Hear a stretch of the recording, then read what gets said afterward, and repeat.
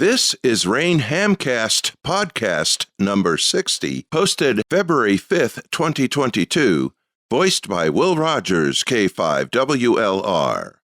For over 3 decades, Hap Holly, KC9RP, had produced the RAIN Report for the amateur radio service. In the summer of 2019, Hap shelved his Hamcast, citing burnout after 30 years of producing a weekly audio ham radio program. 2 months later, however, Hap was bitten once again by the edit bug, resulting in what is known today as the RAIN Hamcast Podcast, which posts biweekly. In the fall of 2021, Hap wanted to expand the listenership to this service. He felt compelled to add a video element to it, a challenge for someone who has been blind since age 7.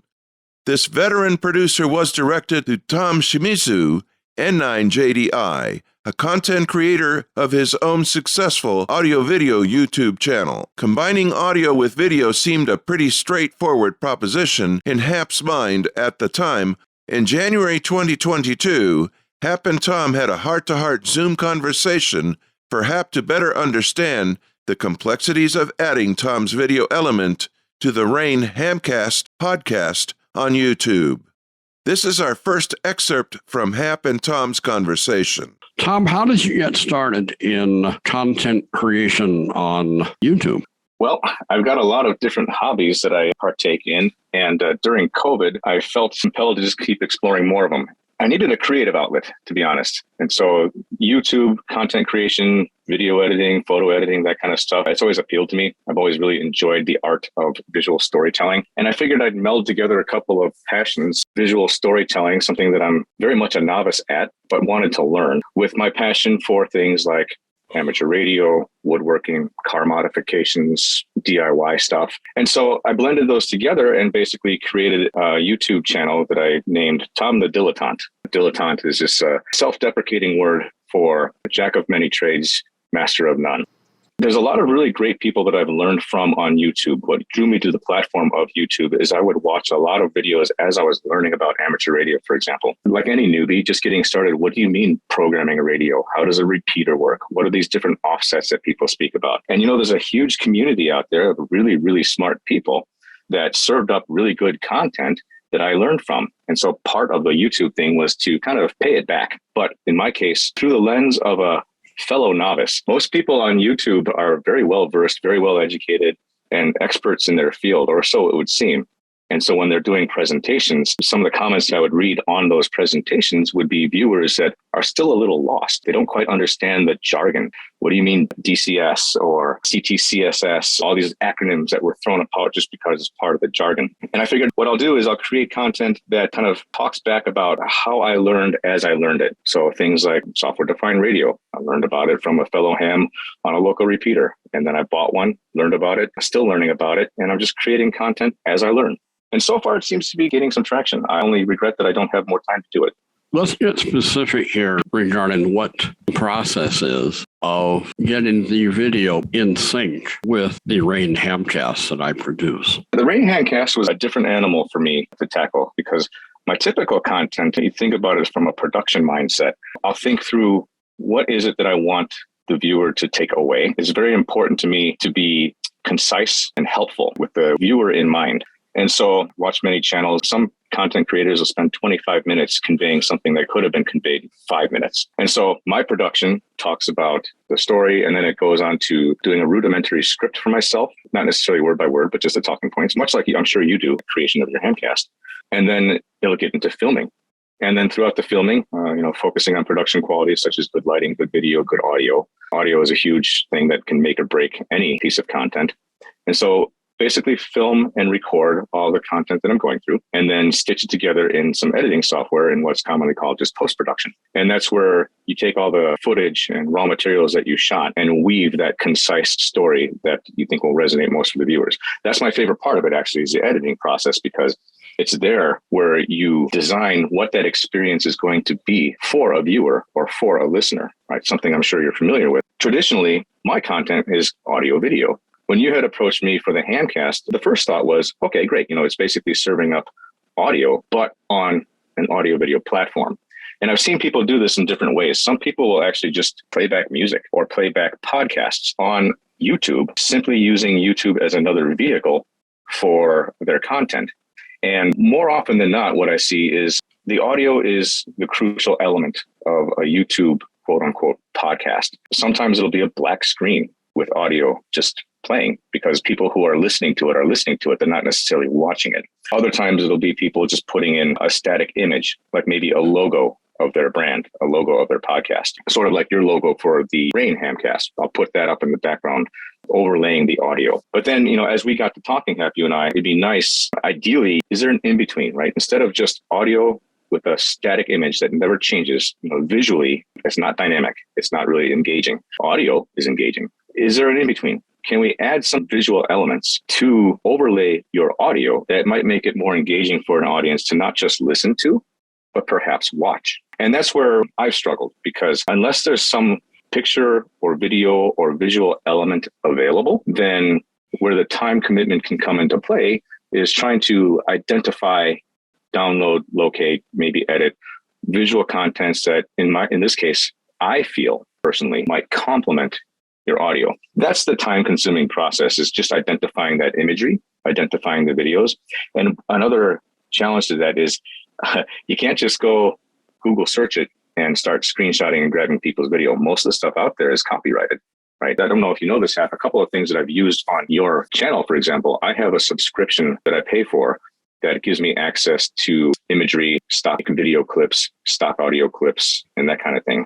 I've pulled some things from there, and I've actually granted your channel an extension of my license in order to use that. Otherwise, YouTube will identify copyrighted content and potentially close your channel. So all those things together, identifying imagery, identifying videos that complements an audio, and then doing it in such a way where you're not violating any copyrights, that I think is where a lot of the challenge comes in. It's fun, but it certainly can be time consuming. Let's assume I have forwarded to you a 15-minute piece of audio, which will eventually turn into a RAIN Hamcast. What are the steps you take from there? If we simply want to post the audio onto YouTube using YouTube as a vehicle, it's a very quick process. Basically, I'll take your audio track, dump it into an audio video editor. In my case, I use Adobe Premiere. There's a variety of other audio video editors out there. So I'll take that audio file, dump it into this editing tool. And how the editing tool works is you can layer multiple audio tracks, multiple video tracks, multiple imagery, and so forth on top of each other to compose a production.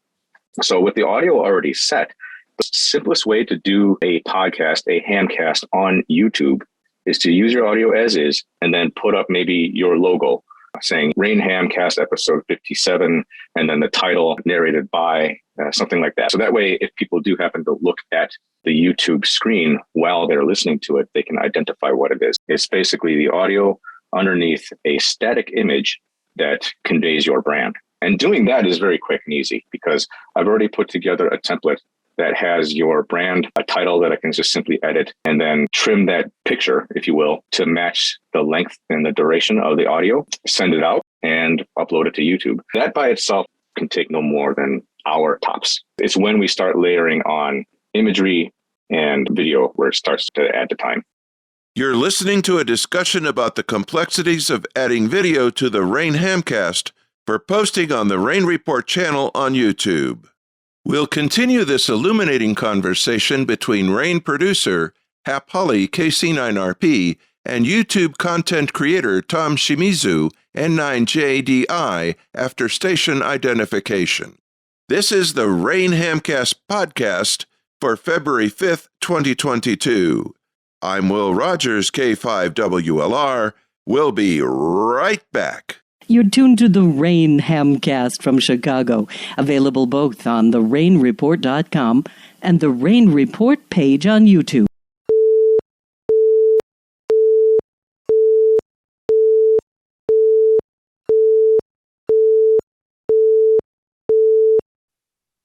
How do you judge how much is too much? That's a great question. One of my mental blocks when it comes to trying to integrate some imagery into your hamcasts today is If you think of just the average Joe viewer, the attention span of people is very short. The audio, I think, is engaging. And if that's all people require, then I think the audio with a static image is sufficient. If people intend to listen to and watch something like a podcast on YouTube, in my opinion, because people's natural tendency to have a short attention span, especially when visuals are involved, the visual element of such a production needs to be engaging. By engaging, I mean it needs to be relevant to the content. So whatever video you're showing needs to be specifically relevant to what's being talked about at that particular timestamp and duration, and it needs to change. If you think about a Hollywood movie or some TV show, it's not just a single camera view. They zoom in, they zoom out, they cut to different angles, they'll show different images, they'll have B-roll is what it's called, where it's not necessarily the person talking, but some supportive element. Right? So if you're talking about an HT, for example, one version might be the narrator speaking about a particular radio, a particular brand. And as they're describing something, you might cut to what's called B-roll, a close-up of the radio and a particular feature or aspect that you're speaking about at the time. A 10-minute production of mine, I recently did a tactical flashlight review, had about 72 video elements that I edited together within 10 minutes. Some video elements last no more than 3 to 5 seconds just to convey a point that's related to the audio. So when I approach your Hamcast, Hap, right, I kind of have that preconceived notion in mind where if we're going to do visual elements to this, then it needs to be, as I would describe, engaging. And I admit that's very subjective. Something that's engaging to one person may not be engaging to another. As I was learning about content creation, I had immersed myself in a lot of content creating how-tos, not just technical how-tos on how to stitch together audio and video, but a lot of the craft of content creation, how to make engaging videos. And so that's where sometimes I struggle when I'm provided with, to use your example, a 15-minute audio track. And let's say we cut that in half to say 7 to 8 minutes for 2 series. 7 or 8 minutes, you can actually fill with many, many potential visual elements. One of the first ones we did together was talking about RF interference from solar panels. It was super helpful that I came over, shot some B-roll of your solar array, your antenna, your radio, had some complementary audio tracks. So each one of those elements helped come together to enhance that production. But all of those shots that we spent maybe a couple hours shooting and so forth probably took up no more than maybe a minute of the actual production. So to do it well, again, in my opinion, we'd want enough of a variety of relevant visual content to span the entire duration. We don't quite have that yet. A lot of that's on me. I simply don't have the time to commit to filming that many or searching out that many visual elements. And so that's where I rely heavily on you and your guests to provide pictures of something that they're speaking to. But again, if we have, say, an 8-minute Hamcast and I'm provided 7 pictures, right? 8 minutes divided by 7 pictures, that's a very long duration for one image to be on screen. And from what I've learned, a static image presented for that long will lose an audience visually quite quickly. The tough part of all this is the fact that I, being a blind person, I don't see what the hell you're doing, or I cannot appreciate the challenges you have of trying to match audio with video and not put too much video in any one sequence because that might distract from the audio. It's really a balancing act. Yes. I could be wrong, Hap. When I describe the effort that I think is involved in making an engaging audio-visual presentation, but like I said earlier, I admit a lot of that's subjective. I am taking a cue, given the particular niche that you fill, from other content creators within the amateur radio community. There's a lot of really good ones out there. Some of my personal favorites, and I'm not omitting anyone deliberately or maliciously, would be like Ham Radio Dude, TCO, and Smokin' Ape. And when I watch their productions, these are hams that know a lot about what they're doing, and they dedicate a lot of time and effort to educating the amateur radio community, both novice and expert. And when I watch their content, a lot of it is what we call, it's just a talking head, where it's a single camera view and they're speaking to the audience. And as they're going through it, they'll often show either through that one camera view what they're referring to. Like I said, if they're talking about a radio, if they're talking about building an impedance transformer, they're cutting to these different visuals, complement very well what it is they're talking about. And to me, I find that very engaging. If it were just an image, if it were just like 1 to 2 pictures overlaying a 7-minute instructable on how to build a transformer, it's difficult for the audience to relate to what's being spoken about. And so when I think of your Hamcast, you got a lot of really great stuff And to do it service, again, in my opinion, I'm struggling to find that middle ground. What good looks like as far as a hamcast or a podcast on YouTube is either the engaging audio, as you've got, with a static image that endures through the entire duration of the production, or the engaging audio plus what I would call engaging visuals, which needs to have a lot of craft in it, a lot of different options, a lot of things that can cut to and speak to what you're talking about. Because when I put myself in the seat of a potential viewer to a hamcast, I've done this when I listen to other podcasts on YouTube. If I see a visual pop up, what I'm thinking to myself is, oh, okay, this is more than just an audio. This is audio video. And I'll watch. If that video doesn't change or if it becomes irrelevant, then you lost me. And it's important to me that your audience, Hap, doesn't succumb to that notion. I don't want your audience or anyone's audience to see something pop up on the screen and go, oh, hey, good, cool. This is going to be audio video. This is going to be something to look at too, not just listen to. And then to disappoint because that video ends up not being as engaging as the audio. It just emphasizes the challenge that you have of doing what you do and finding the time to do it as you work a number of hours a week in your jobs you have. This concludes our first of two excerpts from a serious discussion about the challenges facing blind RAIN Hamcast producer Hap Holly, KC9RP, and YouTube podcaster Tom Shimizu, N9JDI, combining forces to add video to Hap's audio hamcast on YouTube. We'll conclude their discussion next time. Before we go, here's an announcement. If you're a subscriber to the Blind Hams email list, you are cordially invited to participate in a special event called CQ Blind Hams Open Shack. The date is February 10th at 7 p.m. Eastern Standard Time, 0000 UTC, February 11th. The place is Zoom. Full details regarding how to connect will be posted on the Blind Hams email list.